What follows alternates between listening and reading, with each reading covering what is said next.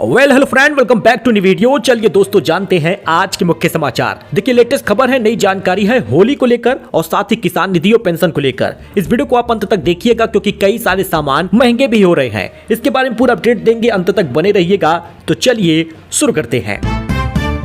देखिए होली पर मथुरा में भारी भीड़ हुई है। पुलिस ने जारी किया है रूट डाइवर्जन और पार्किंग प्लान भी बताया है। बरसाना और नंदगांव में गाड़ियां प्रतिबंधित हैं। रसाना, नंदगांव, मथुरा और वृंदावन में विशेष तिथियों पर यहां पर भारी भीड़ हो जाती है। यातायात एसपी मनोज कुमार ने बताया कि प्रतिबंध लगा रहेगा, कार गाड़ी वगैरह नहीं आएगी। अच्छा, होली से पहले महंगाई ने दिया बड़ा झटका। पकवान बनाना हो गया है महंगा। जानिए कितना बढ़ गया है घी, तेल और मेवे का दाम। होलाष्टक आज से शुरू हो गया है। इसके साथ ही बाजारों में रौनक बढ़ गई है, लेकिन देसी घी, रिफाइंड तेल, मेवा जैसी कीमतों में भारी उछाल देखने को मिला है। गुजिया समेत त्योहारों पर अन्य पकवान बनाना अब थोड़ा और महंगा पड़ेगा। मंगलवार से होलाष्टक शुरू हो चुका है और खरीदारी में अब तेजी आ रही है। रिफाइंड तेल, सूखे मेवे कीमत में भारी उछाल देखने को मिला, जिससे रसोई का बजट बिगड़ गया है। दोस्तों आधार कार्ड अपडेट कराने का आखिरी मौका है। यूपी के इन 5 जिलों में लगाया गया है कैंप। चेक कर लीजिएगा पूरी डिटेल। डाक विभाग लखनऊ मुख्यालय परीक्षण 31 मार्च तक आधार पंजीयन अपडेट और संशोधन के लिए 45 शिविर लगाएगा। ये शिविर लखनऊ, सीतापुर, अयोध्या, बाराबंकी और रायबरेली जिलों में आयोजित होगा। यहाँ पे जाके दोस्तों आप अपना आधार अपडेट करा सकते हैं। वहीं पर लखनऊ यूनिवर्सिटी में सुंदरकांड और नमाज को लेकर बहस छिड़ गई। आमने सामने दो गुट हो गए। जी हां, छात्रों में भारी विवाद हुआ है। लखनऊ विश्वविद्यालय के परिसर के अंदर स्थित लाल बारादरी इमारत में नमाज पढ़ने को लेकर बढ़े विवाद के बाद एक गुट यह दावा करता आ गया कि उन्हें भी सुंदरकांड पढ़ने की अनुमति मिलनी चाहिए। डिजिटल हो जाएगी यूपी 2027 की जनगणना। परिवार के मुखिया से पूछे जाएंगे 33 सवाल। तैयारियां तेज हैं। उत्तर प्रदेश में जनगणना 2027 की तैयारियां तेज हो गई हैं। पहला चरण 22 मई से 20 जून तक प्रस्तावित है। पूरी प्रक्रिया डिजिटल होगी। मोबाइल ऐप का उपयोग करेंगे। नेशनल ट्रेनर्स को ट्रेनिंग पूरी हो चुकी है। अब फरवरी से लखनऊ में मास्टर ट्रेनर को प्रशिक्षित किया जाएगा। पहले चरण में 33 सवाल पूछे जाएंगे, जिससे डेटा की शुद्धता बढ़ेगी, समय बचेगा। अच्छा दोस्तों, वहीं पर होली से पहले कृषकों को मिलेगा तोहफा। यूपी के 3,93,000 लोगों को किसान निधि मिलने का रास्ता साफ हो गया है। लिस्ट जारी हो गई है। बाराबंकी के किसानों को होली से पहले पीएम किसान निधि का 22वीं किस्त का 2,000 रुपए मिलेगा। जिले के 3,93,000 लोग ऐसे हैं जो 2,000 रुपए इस बार पाएंगे। बाराबंकी हो, सीतापुर हो, सुल्तानपुर हो या कोई भी जिला हो, आपको बता दें कि यहाँ पर किसान धारकों के सारे काम पूरे हो चुके हैं। इस बार 2,000 नए किसान जुड़े हैं। आपको बता दें किसान निधि इन लोगों को मिलेगी। जैसे ही 22वीं किस्त की डेट आती है वो आपको बताया जाएगा। बताया जा रहा है कि फरवरी में ही किसान निधि आपको मिल जाएगा। अनिल अंबानी को फ्रॉड घोषित कर सकेंगे बैंक। बॉम्बे हाईकोर्ट ने राहत वापस ले ली है। 40,000 करोड़ की धोखाधड़ी का इनके ऊपर आरोप लगा है। वही फिल्म यादव जी की लव स्टोरी का विरोध हो रहा है। सुल्तानपुर में यादव समाज ने राष्ट्रपति को संबोधित मांग पत्र सिटी मजिस्ट्रेट को दिया है। सुल्तानपुर में यादव समाज ने यादव जी की लव स्टोरी फिल्म का बहिष्कार किया है। सोमवार को समाज के लोगों ने कलेक्ट्रेट पर इकट्ठा होकर राष्ट्रपति को संबोधित एक मांग पत्र सिटी मजिस्ट्रेट को सौंपा है। मतलब इस प्रकार से जाति पर क्यों मूवी बन रही है? कभी घूसखोर पंडित बनता है तो कभी यादव जी की लव स्टोरी बनता है। ऐसे में लोग विरोध इसका कर रहे। शारीरिक संबंध के बाद शादी न करना अपराध नहीं है। 2 पढ़े लिखे बालिकों में संबंध फिर शादी न करना क्राइम नहीं है। केस रद्द हो गया है। इलाहाबाद हाईकोर्ट ने कहा कि 2 पढ़े लिखे बालिगों के बीच लंबे समय तक कायम शारीरिक संबंध शादी का वायदा पूरा न करने का अपराध नहीं है। ऐसे में आपराधिक केस जारी रखना कानूनी प्रक्रिया का दुरुपयोग है। संघ को सता रही है यूजीसी में बंटवारे की चिंता। 2027 चुनाव से पहले यूपी में भागवत का बड़ा संदेश है क्या?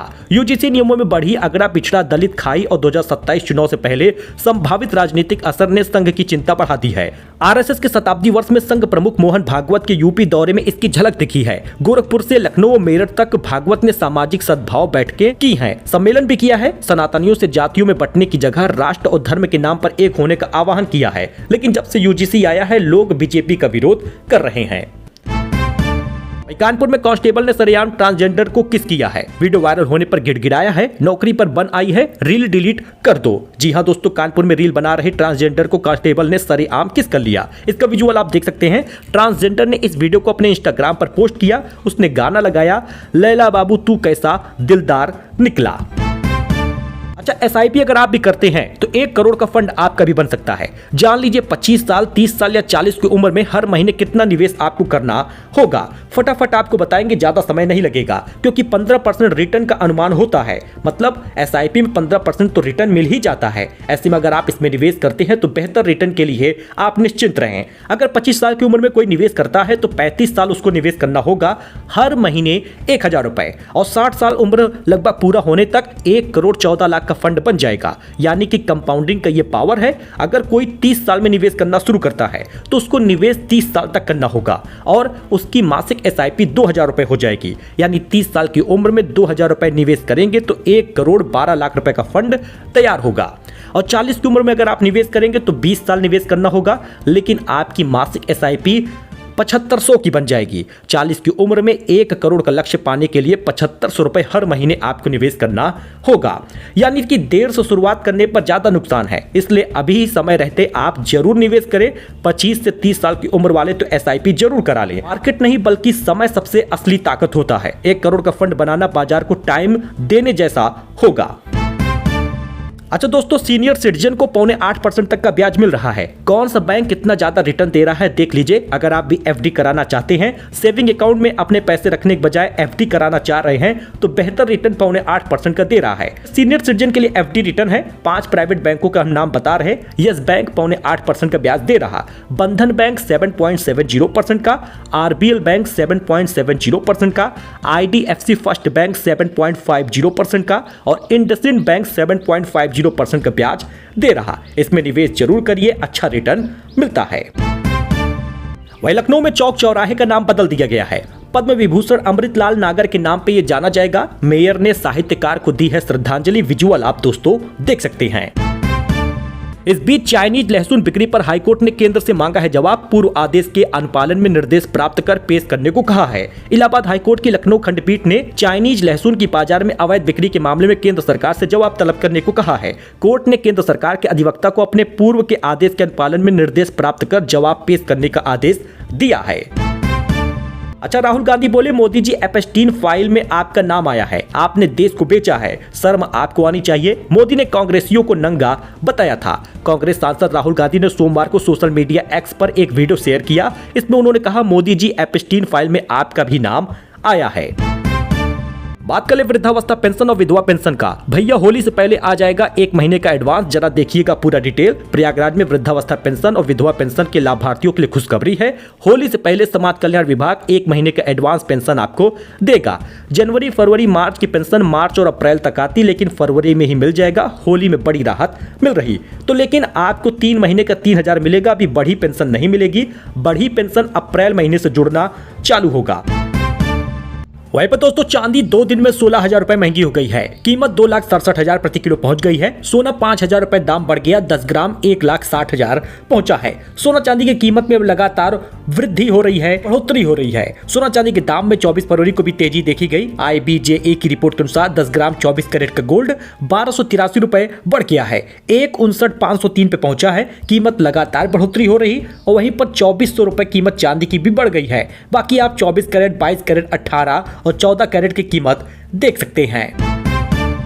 अब 8वीं के बच्चे पढ़ेंगे ज्यूडिशरी में करप्शन क्या है। एनसीईआरटी ने सोशल साइंस में जोड़ दिया है नया सेक्शन। इसमें पेंडिंग केस और पूर्व सीजेआई का भी जिक्र है। National council of education research and training NCERT ने 8वीं क्लास की नई सोशल साइंस टेक्स्ट बुक में ज्यूडिशरी में करप्शन पर एक सेक्शन शुरू किया है। यह पहली बार है जब 8वीं के बच्चे ज्यूडिशरी में करप्शन क्या होता है इसके बारे में पढ़ेंगे।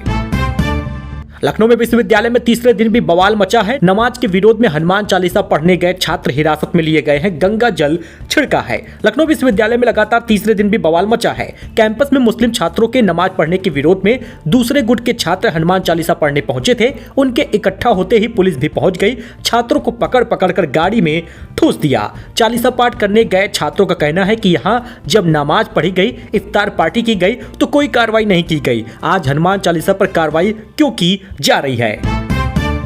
वही भारत की सेमीफाइनल की राह मुश्किल हो गई है। बाकी बचे दोनों मैच जीतने होंगे और साउथ अफ्रीका के भी जीत की दुआ करनी होगी। यानी केवल भारत अगर 2 मैच जीत लेता है लगातार जिम्बाब्वे और वेस्टइंडीज से, तब भी वो सेमीफाइनल में नहीं पहुंचेगा, क्योंकि साउथ अफ्रीका को अपने बाकी के 2 मैच जीतने होंगे जो उसको वेस्टइंडीज और जिम्बाब्वे से खेलने हैं। यानी कि अब सेमीफाइनल की राह लगभग भारत की मुश्किल हो ही गई है।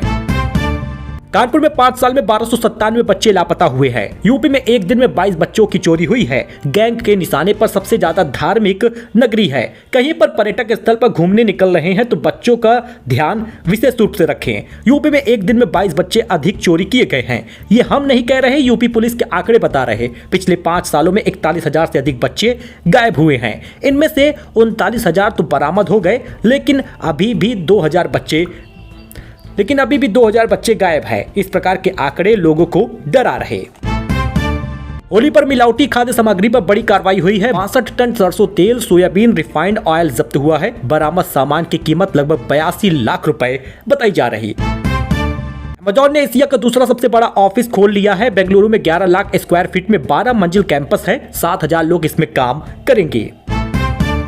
अमेरिका का दावा, चीन ने 2020 में छुपकर न्यूक्लियर टेस्ट किया है। जानबूझकर ताकत बढ़ा रहा। 6 साल में 400 हथियार बनाए हैं। अमेरिका की बराबरी करना चाहता है। तो ये छोटा अपडेट था, नई जानकारी थी, लेटेस्ट न्यूज था जो आपके लिए लेकर आए थे। आई होप कि आपको दोस्तों ये पसंद आया हो। वीडियो पसंद आया हो तो लाइक करें, चैनल को सपोर्ट करें, सब्सक्राइब करें इस चैनल को। फिलहाल के लिए इतना ही, धन्यवाद।